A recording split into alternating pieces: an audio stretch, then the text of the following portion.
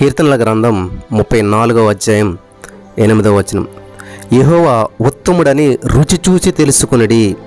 స్తోత్రం దేవా. సర్వోన్నత సర్వాధికారి ఈ సమయంలో యొక్క వాక్యం ధ్యానిస్తుండగా మాతో మాట్లాడి ప్రతి వారికి వినగల చెవి గ్రహించగలను అనుగ్రహించమని, విత్తబడిచిన వాక్యం వ్యర్థం కాకుండా ప్రతి హృదయంలో నాటబడి ఫలించినట్లు సహాయం చేయమని నజరేయుడైన యేసుక్రీస్తు నామంలో ప్రార్థించిన మీ పొందుకుని నమ్మ పరమ తండ్రి, ఆమేన్.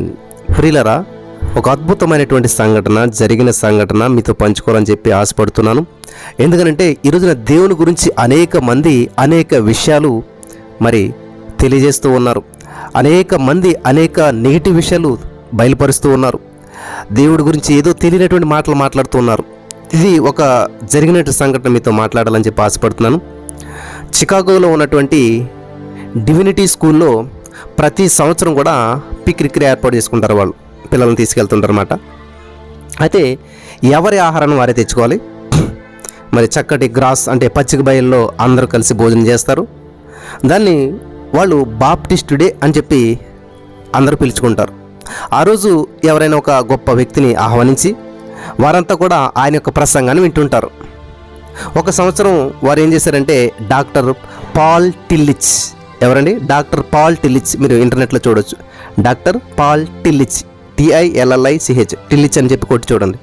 వారిని ఆహ్వానించారనమాట. ఆయన ఏం చేయాలంటే 2.5 గంటల పాటు యేసుక్రీస్తు ప్రభువారు మరణం నుంచి తిరిగి లేచుట అబద్ధము అని చెప్పి దానికి రకరకాల పండితుల యొక్క గ్రంథాల్లో ఉన్నటువంటి విషయాలన్నింటిని కూడా ఉటంకిస్తూ ఇంతవరకు కూడా ఎవరూ మరణించి తిరిగి లేవలేదని తన యొక్క ప్రసంగాన్ని అంతా కూడా చాలా వాగ్దాటిగా బోధించి ముగించాడు. ఆయన 2.5 గంటలో చాలా ఆధారాలు, చాలా పుస్తకాలన్నీ తిరిగేసి ఇక్కడ ఇట్లా ఎవ్వరు కూడా మరణించి లేచినటువంటి చరిత్ర ఎక్కడా లేదు, అది ఇంపాసిబుల్, జరగదు అని చెప్పి చాలా 2.5 గంటలు ప్రసంగించి ముగించేశాడు ఆయన. 2.5 hours అయిపోయింది. చివరిగా ఎవరికైనా ఏమైనా సందేహాలు ఉన్నాయా అని ఉన్న ఏడలను అడగొచ్చు అని చెప్పి ఆయన ఒక సవాల్ విసిరాడు. సైలెంట్, ఎవరు మాట్లాడలేదు. 30 seconds తర్వాత ఒక పాస్టర్ గారు లేచి నిలబడ్డాడు. ఆయన జుట్టు ఏమో కొరుసుగా ఉంది, హెయిర్ కట్ చిన్నగా ఎంచుకున్నాడు, తలంతా కూడా నెరిసిపోయింది, కొంచెం వృద్ధుడిలాగా ఉన్నాడు. అప్పుడు ఆయన అంటున్నాడు, డాక్టర్ టిల్లిచ్ గారు, నాకు ఒక చిన్న సందేహం ఉన్నదండి అన్నాడు ఆయన. అందరి ముందు లేచి నిలబడ్డాడు. అంటే ఎప్పుడైతే అలా లేచి నిలబడ్డా అందరి కళ్ళు కూడా ఆయన వైపు తిరిగాయి. అందరూ ఆయన చూస్తూ ఉన్నారు. వెంటనే ఆయన సంచిలో చేపెట్టి తను తెచ్చుకున్న బ్యాగ్లోంచి ఒక యాపిల్ తీసుకున్నాడు. ఆ యాపిల్ తీసుకుని దాన్ని న్యామని కొరికి నవలడం మొదలుపెట్టాడు. కర్ర కొరుకుతున్నాడు అన్నట్టు సౌండ్ వస్తుంది, అందరికీ వినపడుతుంది. ఈ డాక్టర్ టిల్లిచ్ గారు అని చెప్పి ఇలా కొరుకుతూ నాకు ఒక ప్రశ్న అని చెప్పి మళ్ళీ కొరుకుతూ నా ప్రశ్న చాలా చిన్నదండి అన్నాడు. మళ్ళీ కొరుకుతూ నేను మీరు చెప్పిన గ్రంథాలు ఏమీ చదవలేదండి. మీరు చెప్పిన బైబిల్ని గ్రీకు భాషలో చదవలేదు. మీరు చెప్పినటువంటి నీబుర్ మరియు హీడి గురించి నాకేమీ తెలియదు అంటూ చెప్తాను ఉన్నాడు. ఆ యాపిల్ కొరుకుతాను ఉన్నాడు అన్నమాట. ఆ తన చేతిలో ఉన్న యాపిల్ని కర్ర నమలటం మొదలుపెట్టి నమిలి ఎత్తిరేసాడు. అయిపోయింది. ఆ యాపిల్ అయిపోయాక ఆయన అంటాడు, అసలు నేను ఏమి తెలుసుకోవాలనుకుంటున్నానంటే అని చెప్పి ఆ పాస్టర్ గారు అన్నాడు. టిల్లిచ్ గారు, నేనేం తెలుసుకోవాలనుకున్నాను తెలుసా? ఇప్పుడు నేను తిన్నటువంటి యాపిల్ మీకు కొంచెం ఇబ్బందిగా ఉండొచ్చు. అందరి దగ్గర నేను ఎందుకు తిన్నానంటే మీరు అందరూ చూస్తుండగానే తిన్నాను, మీరు కూడా చూశారు, వీళ్ళంతా కూడా చూశారు. నేను తిన్నటువంటి యాపిల్ తీయగా ఉందా పుల్లగా ఉందా అంతే. అదేంటి నేను ఎంత ప్రసంగం చెప్పా డౌట్ అడిగితే మీరు అలాగ అడుగుతారేంటి? మీరు తిన్న యాపిల్ తీయగా ఉందా పుల్లగా ఉందా అని అడుగుతారేంటి? మీకు ఏదో డౌట్ ఉందా అన్నారు కదా. ఇదేనండి నా డౌట్, ఇదే చెప్పండి.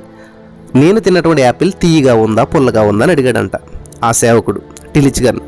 జనం అంతా కూడా నిశ్శబ్దమైపోయారు. దానికి డాక్టర్ టిల్లిచ్ గారు ఒక నిమిషం ఆయన కూడా సైలెంట్ అయిపోయాడు. అరిపోయి అంటాడు ఆయన, మీ ప్రశ్నకు నేను సమాధానం చెప్పలేనండి, ఎందుకంటే మీరు తిన్నటువంటి యాపిల్ని నేను రుచి చూడలేదు కదా అన్నాడు ఆ టిల్లిచ్ గారు. అప్పుడు ఆ పాస్టర్ గారు, అదేనండి నాకు కావాల్సిన సమాధానం. నేను చదివినటువంటి బైబిల్ని, నేను నమ్ముకున్నటువంటి దేవుని గురించి మీరు రుచి చూడలేదు, అలాగే యేసుక్రీస్తు ప్రభువుని మీరు రుచి చూడలేదు అన్నాడంట ఈ యొక్క సేవకుడు. అక్కడ ఉన్నటువంటి 1000 మంది ప్రేక్షకులు కూడా తమను తాము మరిచిపోయి హర్షధ్వానాలు చేస్తూ చప్పట్లు కొడుతూ ఆడిటోరియం అంతా కూడా తమ సంతోషాన్ని వ్యక్తం చేశారంట. డాక్టర్ టెల్లిచ్ గారు చేసినటువంటి ప్రసంగం 2.5 గంటల ప్రసంగం ఈ యొక్క చప్పట్ల ధ్వనిలో కొట్టుకుని పోయింది. డాక్టర్ టెల్లిచ్ గారు మెల్లగా స్టేజ్ దిగి వెళ్ళిపోయాడంట. హల్లెలూయా. అందుకే కీర్తనకారుడు ఏమన్నాడు? యెహోవా ఉత్తముడని రుచి చూసి తెలుసుకునడి, ఆయనను ఆశ్రయించిన నరుడు ధన్యులు అని రాయబడ్డాడు. ఈ రోజున చాలామంది దేవుణ్ణి రుచి చూడకుండా, దేవుని గురించి తెలియకుండా చాలామంది దేవుని మీద బురద జల్లొచ్చు, దేవుని గురించి ఏవేవో మాట్లాడుతూ ఉన్నారు. వాళ్ళకున్న హెడ్ నాలెడ్జ్ని బట్టి మాత్రమే మాట్లాడుతున్నారు తప్ప నిజంగా దేవుని రుచి చూసినటువంటి వారు అట్లా మాట్లాడరు. కాబట్టి ఈరోజు నీ యొక్క వాక్యం ద్వారా దేవుని వాక్యం నీతో నాతో మాట్లాడుతుంది. నువ్వు ఎప్పుడైనా సరే దేవుని గురించి కానీ, పరిస్థితుల గురించి కానీ, ప్రజల గురించి ఎవరి గురించి వ్యతిరేకంగా మాట్లాడుతుంటే నువ్వు రుచి చూడలేదని. నువ్వు రుచి చూసినట్లయితే అటువంటి మాటలు రావు.